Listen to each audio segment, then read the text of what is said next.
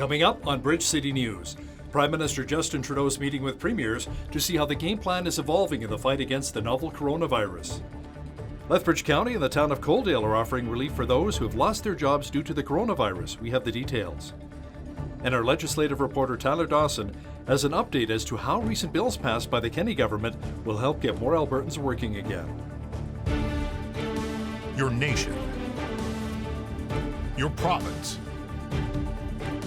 your southern Alberta. From the heart of Lethbridge, it's Bridge City News with Hal Roberts. Thanks so much for joining us. Prime Minister Justin Trudeau says he is chairing a First Ministers meeting with premiers about coordinating a national response to COVID-19. That will include sharing data that will give Canadians a better sense of the toll the virus is expected to take and how long the lockdown measures may last.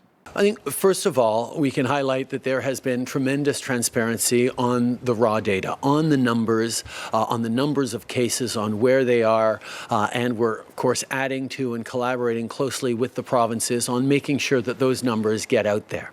The question of analysis of those numbers is the next question. People want to know what the model is, how long they're likely to be in this situation, when kids can see their friends again, when we're going to be through this phase and get back to work. Those analyses depend directly on Canadians' behaviors. They depend on whether or not people follow the rules around social distancing, around staying 2 meters apart, around isolation, about not going out for groceries more than once a week if you can. These kinds of things will have a direct impact on which of the various models that are out there will be the one we take.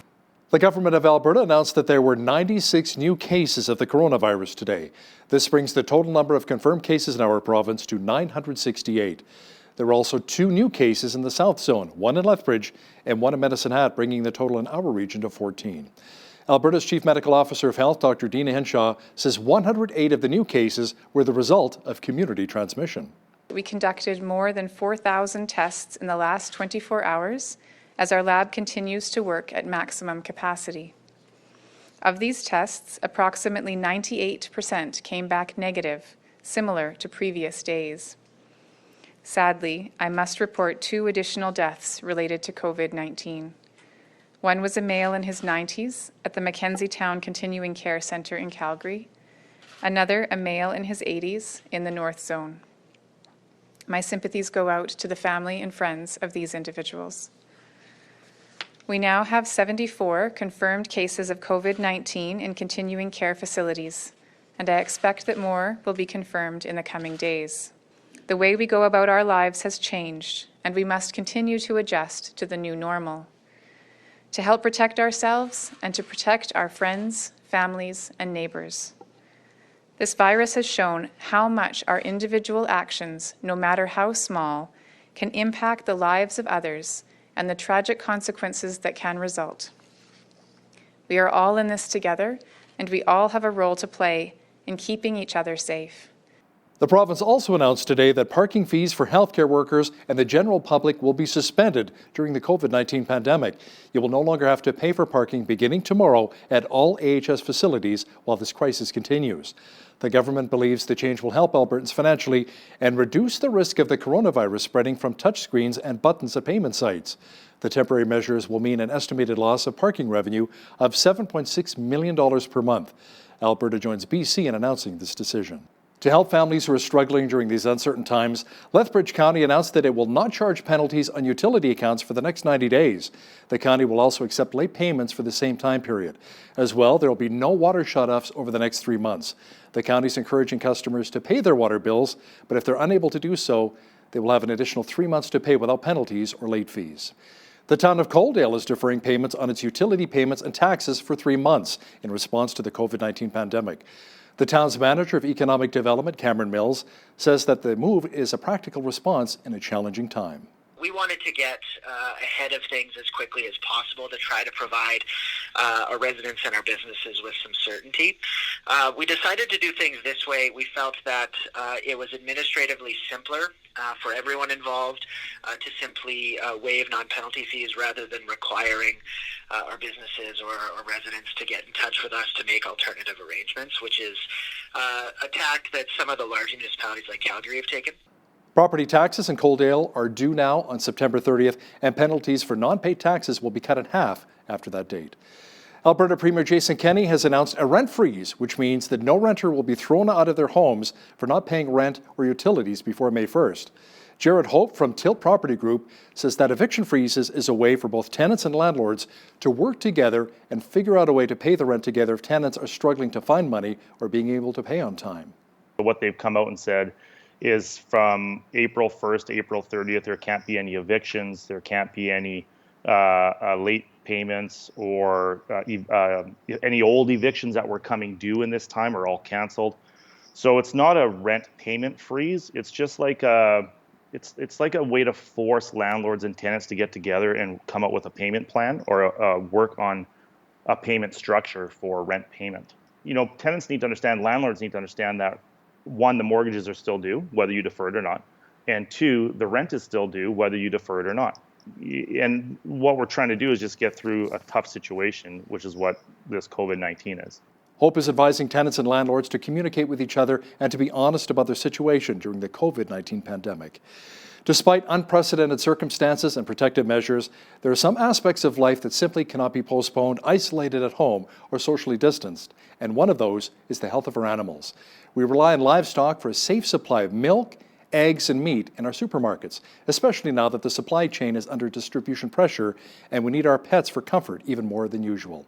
So while it's wise for governments to take strong actions in the face of a threat like COVID-19, it's also critical that these restrictions do not put at risk the veterinary services that protect our animals. We are no longer allowing any customers inside the store to pick up their medicines, so they're calling orders ahead, which they've been doing before, but usually they would come in and sign for their order and pick it up, and now we're just bringing it outside and doing basically curbside delivery. So that's made more work for all our staff to be able to get that done. And then for myself, fewer farm visits. Most of my farm visits have been canceled. I do a lot of kind of herd health preventative stuff, so not always of urgent nature. So those have been canceled, and actually doing a lot more of those electronically, just phone calls or Zoom. DeGroot says what is clear is that we cannot afford to compromise on animal health if we are to safeguard human health in this crisis. Piano instructors are having to change the way that they teach their students. A local instructor in Lethbridge says that she's not having students come into her home anymore, but instead she's teaching them by using audio and video technology. It's working really good. The kids are thinking it's marvelous. It's lots of fun for them because it's a little bit different. And the parents are around to help if there's any problem, but there hasn't been so far. So we're doing lessons cell phone to cell phone. The audio is not as good as being right in front of me, but it's certainly good enough. I know if they're playing the right or the wrong notes. Lang says she will continue to teach her students and practice safe social distancing. Close to 20,000 education support workers have been laid off in Alberta as a result of spending constraints during the COVID-19 pandemic. Our legislative reporter Tyler Dawson says the recent cuts were announced were slammed by the opposition. The NDP says that Premier Jason Kenney can find billions to support Keystone XL pipeline. Why not put more money into education?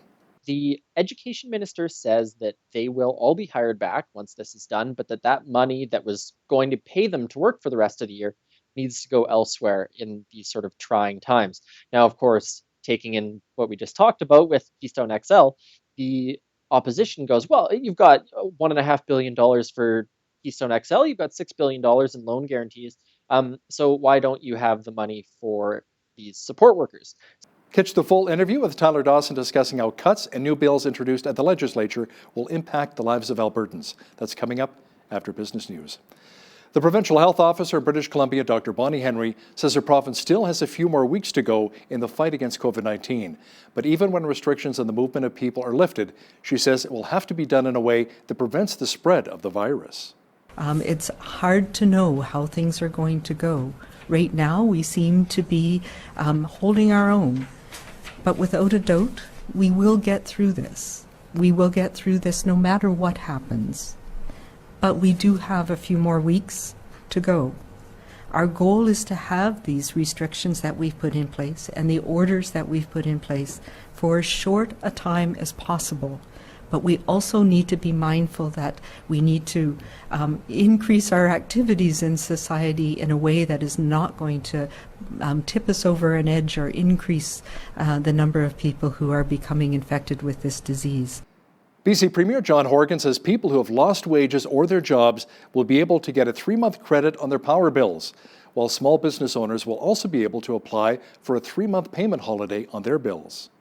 And that deferment will allow those businesses to continue operating and to continue to have people working in mines and other industrial projects across British Columbia, should they be abiding by the public health officer's rules and guidelines established with the Workers' Compensation Board to make sure that work sites are safe. And the BC Utilities Commission has approved a 1% reduction across the board, all customer classes for BC Hydro customers, whether you're a resident, a small business, or a large industrial user. Manitoba's COVID-19 numbers continue to climb, and health officials said they're starting to see early signs of community transmission in Winnipeg. The province's chief public health officer warned the numbers could begin to rise more rapidly. Manitoba now has more than 127 cases of the coronavirus. I can confirm that public health officials are seeing early signs of community transmission in Winnipeg. Public health investigations have not been able to confirm if several cases have had any connection to travel or to other confirmed cases. We knew to expect this as more and more cases are introduced into a jurisdiction. Community transmission is going to be inevitable.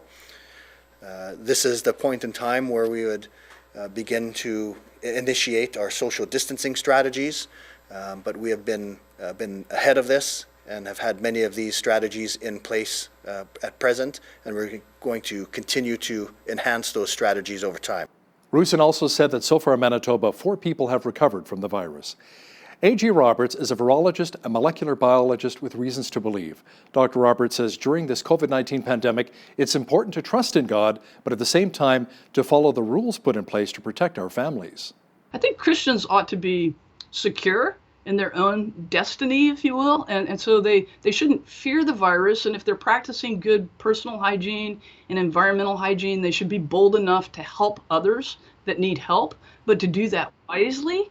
But in that same vein of sort of doing what we can do to love the person in need, social distancing is doing what we can do to love the most vulnerable in our population. Catch the full interview with Dr. A.J. Roberts and Paul Arthur discussing how faith can help during times of crisis. That's coming up after business news.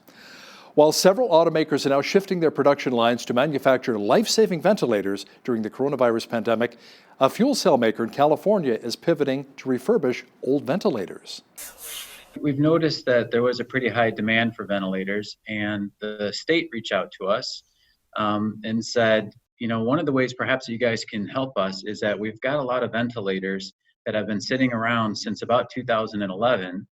You know, technically they're not fit for use in the current state, but maybe you guys can fix them, get them up to specification such that we can deploy them for use, you know, amid this crisis.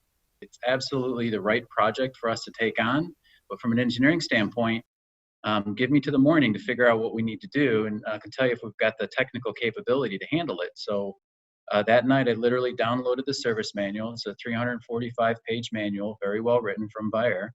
Studied it, figured out what the challenges would be in repairing these units, identified what engineering talent that we would need, and realized we had it all. Various municipalities across North America are converting arenas and other buildings into makeshift COVID-19 treatment centers. In Detroit, Michigan, the convention center there is being converted into a 1,000-bed field hospital in response to the coronavirus. We hope to be done by the 9th of April. and that includes putting beds into it and stuff, getting operational. There will be a curtain in front of each room, so there'll be like kind of more like an ER type setting. There'll be a medical bed in there. We're actually assembling them over there if you didn't already see that. And then there'll be lines running down, running backup power, so if the power building goes out, the generator will be able to kick in and keep the power going, and also oxygen running down into this as well. So what does that equate to a hospital? Gosh, probably nothing like an ICU, but more like an emergency room. But still, we're not building to hospital standards. We don't have time for that. They're keeping their most severe patients in the ICUs in the hospitals, but they want to bring COVID patients in here. Probably do some sort of certification, walk through, punch list type stuff, but by the 10th week, you'll be able to put patients in beds. There is a couple from Florida who cannot get off their cruise ship because of the coronavirus. Orlando residents Laura Gabaroni and Juan Huergo are asking government officials to show compassion and allow Carnival's Holland America cruise ships to dock in Florida. They've been stuck on board for over 2 weeks now. We've been at sea now for about 2.5 weeks without a place to dock. It is discouraging and emotionally draining, especially knowing that at this point there is no resolution in sight for our situation. Our understanding is that most people on both ships are healthy and doing well, but the confinement is very difficult, especially over such an extended period of time. There are over 300 Americans, including 49 Floridians, on this ship who feel like their country and state are turning their backs on them. There are also many other people on board who need our help. Let's uphold the principles that make us a great nation and be compassionate and humane to other people. When the walls of his house collapsed around his family during a tornado in Tennessee, Jose Cajome thought it was all but a bad dream. But that was just the beginning. A few weeks later, the restaurant where he works as a cook closed down because of the coronavirus. He says now is the time to stay strong. Here's what we got there. So after the tornado, I thought there was hopefully everything go back to normal soon, but then they start talking about coronavirus. I work in a restaurant, so they talk about shutting down, and to like last week with the owner decided closing down. So now I don't have a job. Just like double, a tornado, the coronavirus, and stay home, no job. We don't have a lot of stuff right now, and even if we can go buy stuff that we need right now, we just can't because we have to stay inside. We're going to get this through, hopefully pretty soon, and we're going to get better. It's going to take time, but we just got to stay strong. There were several hot-button issues that have dominated the headlines this year. COVID-19 is one of them, but autism was easily one of the most contentious. Since January, advocacy groups across the country have protested the lack of available services for children with autism. BCN's Loris Alexander spoke with one Lethbridge family on World Autism Day today, who is continuing to advocate for the needs of families with autistic kids. They have literally robbed all of these children of the potential they don't even know they have. Rudick's fears changes to program unit funding, otherwise known as PUF funding, will mean some kids are left behind. We're on the opposition side, trying to oppose it, telling them that this isn't going to work for families. Even a flat line in a budget like that, it doesn't work for us. PUF funding, which follows children through early education, will no longer apply to kindergarten students. Instead, the funding will be rolled into the new Specialized Learning Support Grant, which allocates money generally for the entire school. That's not going to work. The schools don't have the knowledge, the background, the statistics, any of that stuff. They don't have the resources. Rudick says PUF has made a life-changing difference for her own 6-year-old son. Before PUF, I wasn't sure if Jude would live on his own or have a job or be able to maintain relationships. Now I'm pretty sure he's going to be an astronaut or an engineer. Rudick has a message for Premier Jason Kenney. You don't know what you're talking about. You literally don't know our lives, what we go through. You obviously haven't spoken to practitioners and therapists. You know nothing about this topic. For Bridge City News, I'm Loris Alexander. We had lots of cloud cover again today with light flurries in some areas of southwestern Alberta, but the sunshine and warmer temperatures are on their way. Full weather details are on deck. It was mainly overcast today with light flurries. Tonight, A lot of the clouds should clear out with a low near -14. A mainly sunny day tomorrow with a high expected near 4. Saturday, sunshine again with the mercury dipping to 0. We'll stay at the freezing mark for a high on Sunday as the clouds return. A slight chance of flurries developing on Monday with a high near +1. Tuesday, the mercury climbs all the way up to 9 degrees. A mixture of sun and cloud and a high of 12 for Wednesday. Looking at the almanac, the average high for this time of year is 10 degrees and an average low of -3. The highest temperature in the state was recorded in 1992 at 25 degrees, and the record low was -22 in 1954. Sunrise was at 7:05, sunset at 8:04. Let's see how tomorrow's looking across the country now. Expect showers and a high of 9 degrees in Victoria. Rain and 8 is expected in Vancouver. Periods of light snow and -3 for Calgary on Friday. Snow and -8 degrees for Edmonton. Mainly sunny and -4 in Regina tomorrow. Just a few clouds and -8 is on tap for Saskatoon. Winnipeg had a snowfall warning today. Tomorrow, more of the white stuff developing and a high of only -8. A mixture of sun and cloud and 12 degrees for Toronto. Expect rain and a high of 8 for Ottawa. Showers and 7 for Montreal. In the Maritimes, Fredericton should receive some rain or drizzle and a high of 5. Rain and 6 degrees for Halifax. Mainly cloudy and 3 for Charlottetown. And in St. John's, expect periods of freezing drizzle and a high near 0 tomorrow. A survey by Restaurants Canada says close to 100,000 jobs have been lost in Alberta's food service sector since March 1st. The new report says around 95,000 food service jobs in the province and another 800,000 across Canada have been lost as a result of the coronavirus pandemic. The president of Restaurants Canada, Shanna Munro, says those are the worst numbers she has ever seen. Alberta's $12 billion food service industry represents around 3.4% of our province's GDP. It is also the third largest private sector employer. Restaurants Canada says food service sales in our province will be down $2.5 billion for the second quarter if conditions do not improve. Around 1 in 10 restaurants in Canada have already closed permanently. A campaign has been launched to support local businesses throughout the coronavirus pandemic. The Lethbridge Chamber, Downtown BRZ, and Economic Development Lethbridge will provide connections, information, and support through the hashtag #InThisTogetherYQL campaign. Trevor Lewington with Economic Development Lethbridge says this campaign will connect communities while encouraging residents to support local businesses. The initiative runs from April 6th through May 18th, and participants will be entered to win some gift cards. COVID-19 has businesses struggling, and business coach Kelly Ray Tamaki has been meeting with business clients to show them how they can plan a strategic way of getting to fix their business during these difficult times, along with resources they can access online. We're going to rebudget. We're going to look at the revenue that we can have come in, which a lot of people have come up with some really cool creative ways to make revenue during this time, even while they're closed.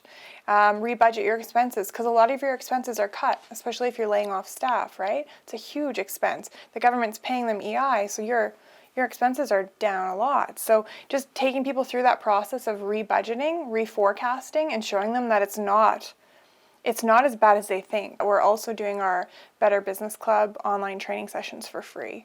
So I think 4 weeks ago we started doing these live Zoom calls, and they've been tailored specifically to the crisis. Tamaki is hoping that clients can keep up with relationships and remember that friends and resources are available during this tough time of COVID-19. Parliament Spending Watchdog says a special GST credit payment to help low-income earners right now will cost $5.67 billion.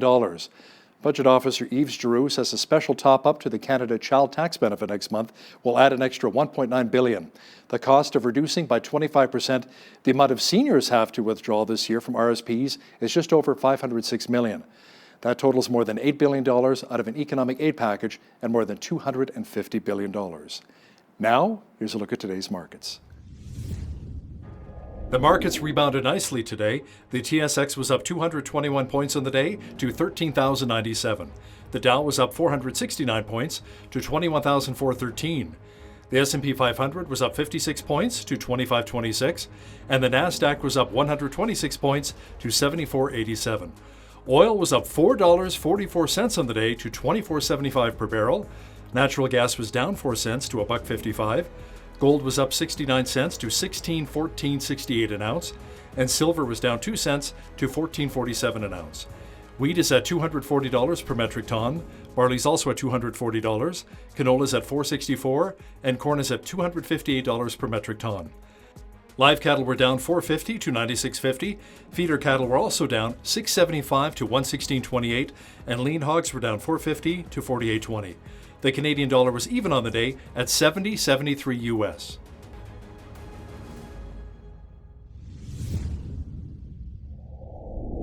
Recapping one of our top stories this hour, the government of Alberta announced that there were 96 new cases of the coronavirus. This brings the total number of confirmed cases in our province to 968. There were also 2 new cases in the South Zone, one in Lethbridge and one in Medicine Hat, bringing the total in our region to 14. The province also announced today that parking fees for healthcare workers and the general public will be suspended during the COVID-19 pandemic. You will no longer have to pay for parking beginning tomorrow at all AHS facilities during the COVID-19 pandemic. Coming up, a fascinating interview with AJ Roberts. She's a molecular biologist and virologist with some interesting insight about the coronavirus pandemic with BCN's Paul Arthur. That interview is coming up momentarily. Over the last number of weeks, it's been a steady stream of media coverage on coronavirus, and frankly, it can be a bit confusing to sort truth from misinformation. We just get bombarded.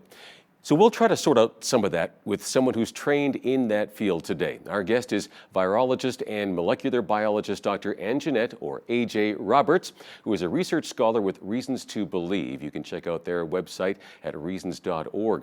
Dr. Roberts, good to have you with us. We have so much information coming at us from all directions. So as a virologist, you say there's one thing we may not even know to ask about this current situation. Well, yes, Paul, it's great to be back on Bridge City. Thanks for having me here. And, I think one of the things that people are most surprised to hear is that this virus isn't just a respiratory virus. It's also what's called an enteric virus, which means it can infect the GI tract. And about 30 to 50% of the cases will have GI-related symptoms, things like diarrhea. Okay, so the gastrointestinal, the GI. So maybe that's why people are stocking up on toilet paper, just in case, Right. Maybe they had some kind of foresight that wasn't really out there in the public arena. Right. And so that could be one of the symptoms then as well, is diarrhea? It is. Although the most common symptom, of course, is fever with a dry cough. Yeah. Okay. And again, some of it is asymptomatic, right? So no symptoms at all, which on the one hand... That's surprising, but absolutely true. That's really surprising, but absolutely true. Those numbers for asymptomatic cases are as high as 80%. And so the range is between 50 to 80%. And I guess that's good news if you're in that category and if you happen to catch it. The downside of that, I think, is that, you think you're fine, and probably most people who actually have no symptoms, they wouldn't know that they actually had it, right? So, that's right. Which makes it easier to pass on. Yeah, double-edged sword for sure, right? You want to fall into that 80%, but that's why we all need to be careful to maintain the public health guidelines of good hand hygiene, good environmental hygiene, and keeping that physical distance at 6 to 8 feet if you're with somebody that's not intimately, in your own home. So yeah, exactly. So AJ, where are you going for the latest information to stay on top of what's happening? Yeah, I hate to say it, but I go to social media to trusted sources, but I also go to the Center for Health Security at Johns Hopkins. So Johns Hopkins has a Center for Health Security, and you can find that on their website. They've got a great resource page, and they do situational updates that they'll email you to your inbox every day. Can the general public go there as well? And I mean, that would be a reliable source, I would think, right? Absolutely, they can go there. Some people may not want all the information that they provide, but you can sort through that. It's not pared down for the general population, but for people who really want information about what's going on, that's a great place. Scott Gottlieb, who is the former FDA director, his Twitter site is a great place to follow. Helen Branswell, who works for Stat News, also her Twitter site has really good information. You're not going to go astray if you go to those sources.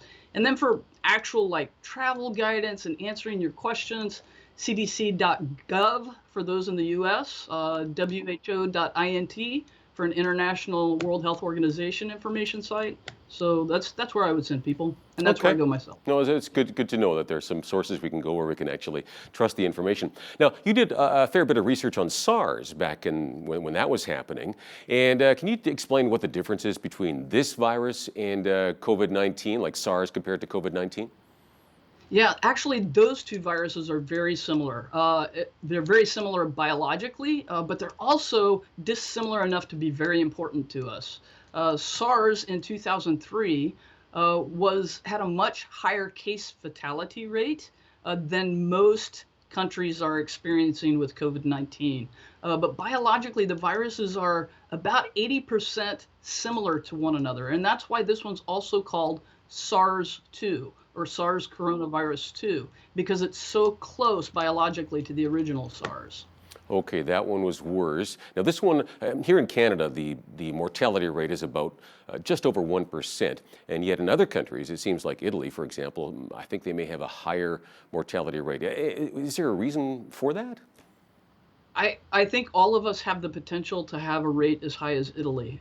Unfortunately, it's about how well we do the physical distancing, how well we follow public guidelines that keep us from being able to spread it, because this virus is very communicable. And, as you already said, people can be without symptoms and they can be spreading a lot of virus even though they don't have symptoms. And so it's those countries like South Korea, China, Iceland that have done a really good job of tracing cases and isolating people and keeping them away from one another when they're sick, that the fatality rates are very, very low. Italy is a very unfortunate case. Their case fatality rate is very high compared to other countries. It's over 10% right now. It's around 12%, I believe. And so that is very high, but we all have the potential to have that level of case fatality. It depends on how well we're actually stopping the transmission from person to person, and how much we can slow that down so that our healthcare systems don't become overwhelmed. Because when the healthcare system reaches capacity, they run out of ventilators, for instance, then you can no longer give the treatment to the severely ill, and you're going to lose more people to the virus than you need to lose. Yeah, so that makes sense for sure. Okay. Now, I believe this, like SARS and also this coronavirus, originated from China, it seems like. Is there any scientific reason for this that we know of, or is that just an unknown at this point? Well, actually, it's a series of events that are unique, somewhat unique to China. There is another coronavirus that people have probably heard of because of a very high fatality rate called MERS. And that one actually originated in the Arabian Peninsula because it was transmitted from camels to humans. But SARS and SARS-2 are both probably originally isolated, or they're harbored in nature in bats. And so what happens in China is they have these things called wet markets, which are places that people can bring wild animals, or they can ship wild animals or domestic animals internationally to these wet markets. And these animals are alive and in crowded conditions and very unsanitary. And as you can imagine, animals that would normally be coming in contact with each other would never normally be coming in contact with each other are in close proximity and in large numbers in these markets. And so it's actually creating sort of a breeding ground for pandemics. And sometimes those viruses are able to make a jump from an animal into a human. And that's what happened in SARS. It jumped from something called a palm civet, which is sort of like a weasel-like animal. And in this case, we don't know what the intermediate host was, but both SARS and this one most assuredly are harbored in nature in bats.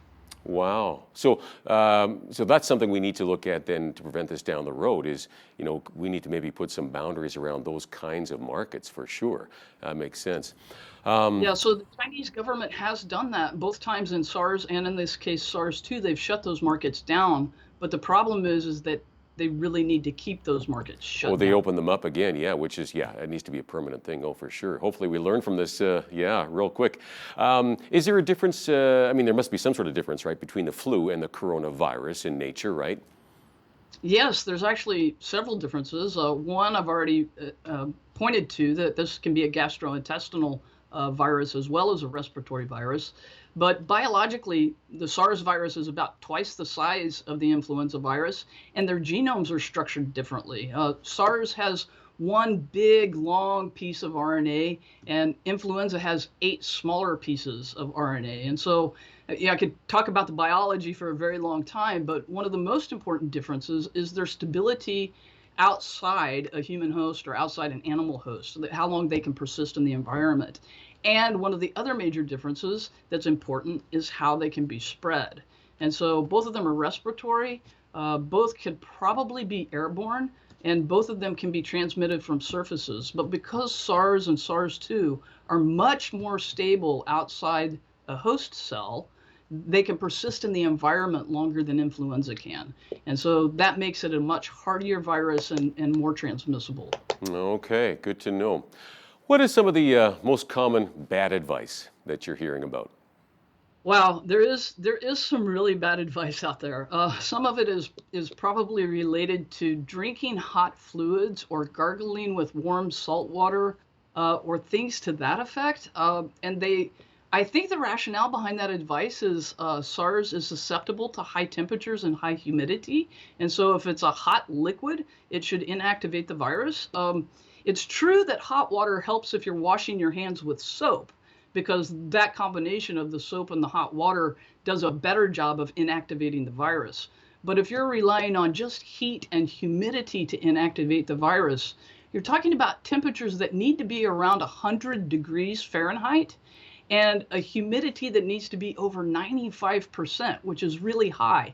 And even then, you're talking about an exposure time of over 10 hours. And so that's the scientific information, and people are just reading sort of the summary information that it's heat and humidity and thinking incorrectly that hot fluids can help inactivate the virus. In fact, because it's an enteric virus that can be transmitted and have symptoms in the gastrointestinal system, it's pretty resistant to the acidic environment of the stomach. And so enjoy your tea, but don't think you're doing anything to stop SARS.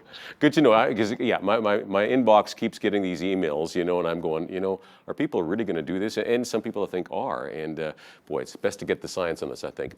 What is the best advice that you're hearing? Really, the best advice is to follow the public health guidelines. That's what we need to do in order to control this as best we can. I think people are really misinformed if they think that we can contain it and sort of eradicate it. That's not going to happen. This virus is going to continue to spread through the population at varying rates, and the best thing we can do is to slow that rate down so that our health systems can keep pace. Now, following that, I know no one can predict, how long this is going to take to get back to normal once the curve flattens. But do you know how these types of viruses work long term? Is it likely that we'll see a second or a third wave of outbreaks resurface down the road? It probably is likely. Again, it depends on how good a job we do controlling the virus and the virus spread on an ongoing basis. But Iceland's a wonderful sort of case study. They have a population just over 300,000 people, and they were prepared before they actually had their first case. And so they were able to isolate and contact trace and do everything right from a public health standpoint. And they're probably going to see their cases, if they don't have any new introductions, and they shouldn't because nobody's coming in from the outside, they should be able to see their last case sort of resolved by the second week of May. And if that's true, good for Iceland. But Iceland will have a 99% population estimate that is still naive to the virus. And so if they travel someplace else or someone travels in who's asymptomatic at some later point in time, then it could start again in Iceland. And that's sort of the reason I bring that up is it's a small case study of what can happen in other places in the world, even if we're doing a good job of controlling it. So this is going to take some time. Now, as a virologist and a person of faith as well, do you personally view that following local mandates, such as the whole, safer at home, shelter at home, does that demonstrate a lack of trust in God? Some people feel that it does.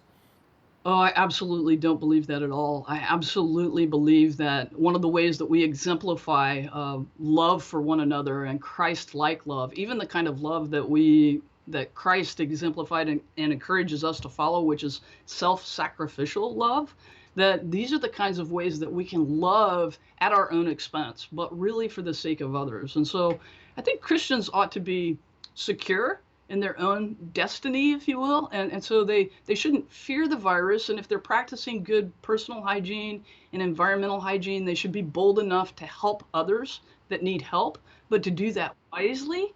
But in that same vein of sort of doing what we can do to love the person in need, social distancing is doing what we can do to love the most vulnerable in our population. We don't always know who the people are Right. with comorbidities. One other angle on this too, some people are discussing the possibility of, does this actually undermine herd immunity? Your thoughts on that briefly? Um, it doesn't undermine herd immunity. If anything, it slows herd immunity. And that's exactly what we want to do. We want to slow herd immunity because this virus has the potential to overwhelm our healthcare workers and our healthcare system. Well, I'm up against the clock here, but really nice to hear your perspective here. We need to have, again, that balance, right? I mean, let's wash our hands, keep the social distancing, stay at home, and trust God, and don't worry too much at the same time, right? Yes, and I would just leave people with the thought that maybe meditate on Psalm 139. It's a great scripture that talks about God being intimately acquainted with us, and He's always with us, and He's numbered our days before we've ever lived one of them. It's where I go to for encouragement. Well, thank you so much for your expertise here today, Dr. Roberts. Thank you, Paul. It's been great being on Bridge City News.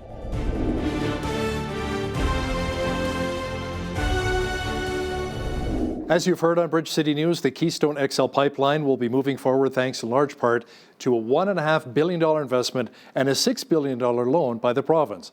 To talk more about it is our legislative reporter and the Alberta correspondent with the National Post, Tyler Dawson. Tyler, nice to hear some good news for a change during these volatile times of the COVID-19 pandemic.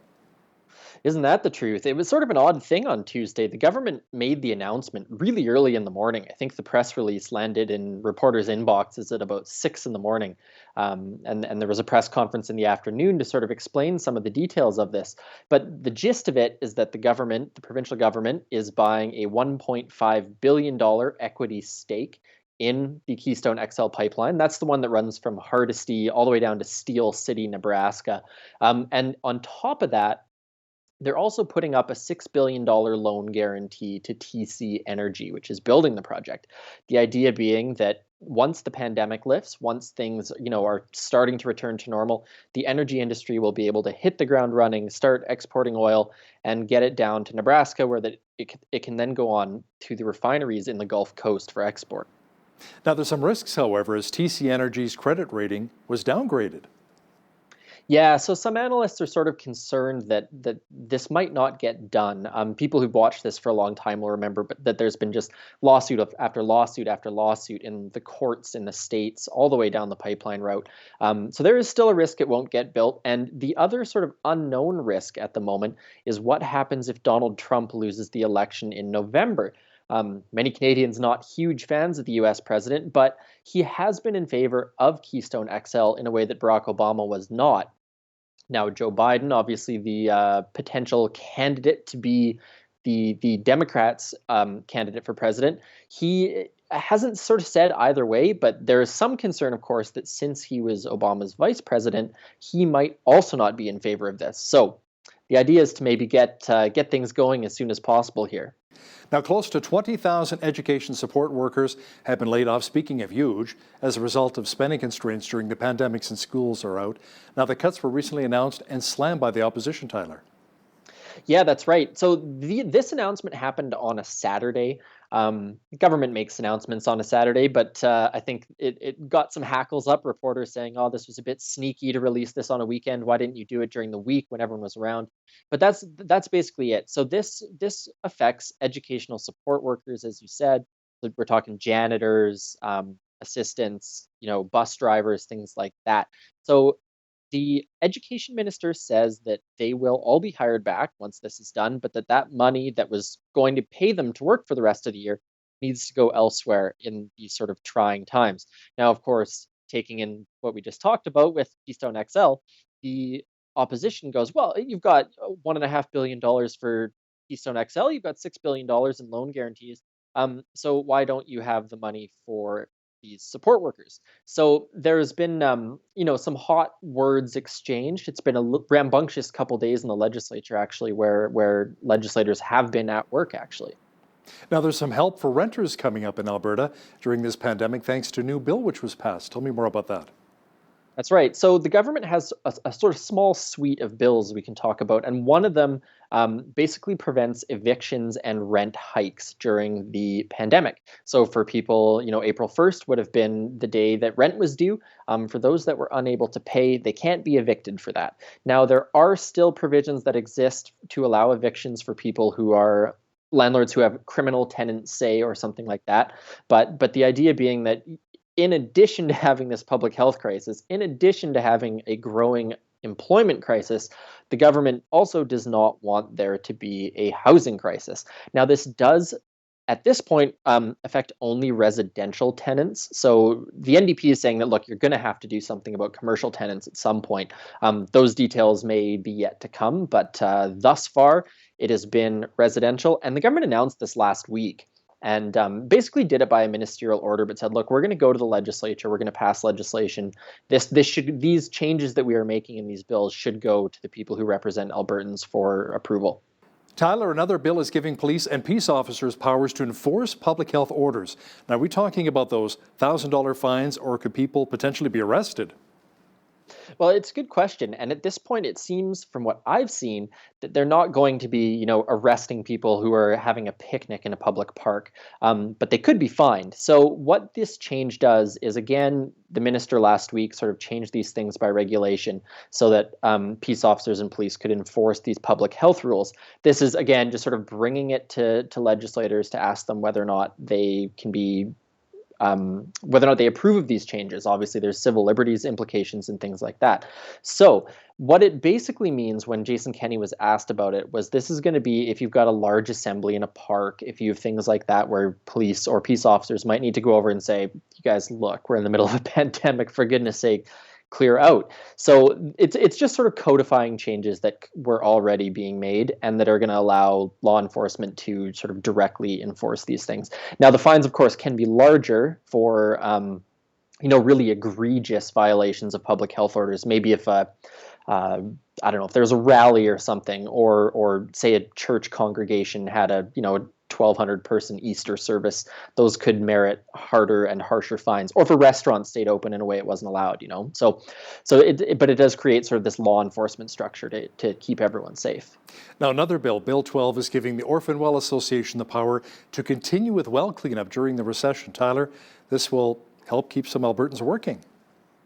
Yeah, that's right. So, there's not that many options and opportunities, I think, generally for governments to keep people working and directly put them to work. But this is one of them. So you do have lots of people that work on these well sites. And so there have been some concerns about energy industry stuff and whether or not, proper social distancing can be maintained and whatnot in camps and things like that. But the orphan wells thing specifically is to just it's to keep people working, as many people as possible. This is work that needs to be done anyways. Many bankrupt companies that have sort of left these things behind aren't going to be able to do it. So the government has an opportunity to sort of put money into this, allow it to keep going, and try and keep a few more people employed. The War Room in Calgary has cut its funding from $30 million to just $2.84 million. The opposition was saying, a lot of that $30 million could have gone on to support other areas, including healthcare and education. Yeah, that's right. So the War Room, which has had, I think it would be charitable to say, a bit of a rocky and rough ride the last few months. $30 million, I should say, per year was what they've been budgeted for. As you said, cut by like roughly 90% or something like that. And that money is, this is part of the larger thing where they're saying, look, there are areas that we need to tighten up, where we need to cut if we're going to be able to appropriately confront this pandemic. And so that's one of the things. So they're going to be, focusing on research and some of that sort of stuff. But their activities certainly are going to be scaled back for the future. Many Albertans are booking off their summer holidays right now, but Tyler, they may face some challenges when it comes to our provincial parks. Can you explain why? Yeah, so the Environment Minister, Jason Nixon, the other week said that they're closing provincial parks to vehicle traffic and they're closing staging areas. So my understanding of it is you can still get in. You just won't be able to drive up to the parking lot unload your stuff, unload your dog, go for a walk or whatever. The idea being that these are areas where people can be close together, are unable to maintain the 2 meters of social distancing. So it's just, it's a big step. It's a draconian step. The government sort of fully admitted this, saying, this is not something we super want to be doing. But it is, there's only so many things I think that the government is able to lock down without, going totally far out and making sure everyone's locked in their homes. So we're just seeing incremental steps, I think, in more strict procedures. And so the provincial parks are one of them. The facilities, I believe, had already been shut down. National parks have done similar things where washrooms and huts are closed. So it certainly, as spring, not that spring's coming in Edmonton super quickly, but maybe you guys are getting luckier down there. As spring comes, opportunities are maybe a little more limited than we're used to. And there's one really beautiful park down here, Provincial Park. It's called Riding on Stone Provincial Park. It has a lot of the Aboriginal ridings and just a beautiful trail, beautiful walk along the Milk River. Have you ever been there? It's spectacular. I haven't. I got to get down there. I've got family in Lethbridge, so I should make a trip. Yeah, this summer, absolutely. Just make sure to park on the outside because you can't bring it on the inside. Right? Exactly. Alberta's Health Minister Tyler Shandro received some backlash recently after he confronted a neighbor over a meme he didn't like. What happened there? Yeah, so there was this whole little controversy in recent weeks involving Tyler Shandro's wife, who is a partner in a healthcare business. And so this sort of came up and people were upset that there was a conflict of interest, and there was, lots of abuse tossed at her and tossed at him over this, saying, there's a conflict, blah, blah, blah. The ethics commissioner had cleared this. It was fine from that perspective. But his neighbor, who he said he'd known for a long time, posted a meme about him on Facebook. And Tyler Shandro went over and asked him to delete it. And it sounds like, words were exchanged. They were a little bit passionate. The NDP has been seizing on this in question period. There have been demands for Tyler Shandro to resign. The premier says, no, I have, full confidence in him. I'm standing behind him. He did say he feels that Tyler should, focus on his job, try and ignore what's going on online. But he said, any Albertan is going to defend their wife passionately against abuse. And that's sort of what was happening here. Tyler, let's talk a bit about the politics behind the scenes right now between the UCP and the NDP, and especially with COVID-19. We all want to see our economy rebound. We want Albertans to be safe and healthy. Is there a more cohesive unit when it comes to Notley and Kenny, or is there even more division now? What are you seeing? It's a great question. And the answer is a little bit of both, I think. So in terms of cooperation, you are seeing some things that have happened that are a result of not cooperation per se, but things where everyone agrees. So the NDP had been pushing for protections for renters against evictions and payments for quite some time. And then the UCP went and did it. And so you could say that's how an opposition is supposed to work. You could say that's the two of them working together. You did see a little bit of variety in reactions. Rachel Notley said, they dragged their feet. They were slow at doing this. You had, I think it was Janice Irwin tweeted that it's great to see this being done. So, there's been a little bit of difference even within the NDP caucus in greeting this news. Now, on the other hand, in question period, you have had the NDP slamming them over the education cuts that we talked about a little bit earlier. You've had them slamming them over Tyler Shandro. And Jason Kenney actually said on Wednesday in question period, he said, look, you're the only opposition in the country that's politicizing this thing. And I'm not sure that's 100% true, but there's been a little bit of both. And I mean, from where I'm sitting, I don't see that as necessarily a bad thing. I think lots is getting done. And even if there is some of this political noise, I'm inclined to think it's probably a good thing that the opposition is still, raising a stink when it can about stuff. I mean, I think you don't get good government at the end of the day if every single person in politics is just going to agree on something, So we'll see what attack ads and stuff end up coming out of this down the line, I think. But I would say that both parties are walking a reasonably good line together in the midst of this pandemic. Let's go back to Premier Jason Kenney for just a moment. Has he made any mention or any hints about possibly diversifying our economy even more? Trying to separate from the Alberta energy sector? I mean, it's our bread and butter right now, but look at oil, it's at $20 a barrel. Yeah, there hasn't been a whole lot of talk about that at the moment.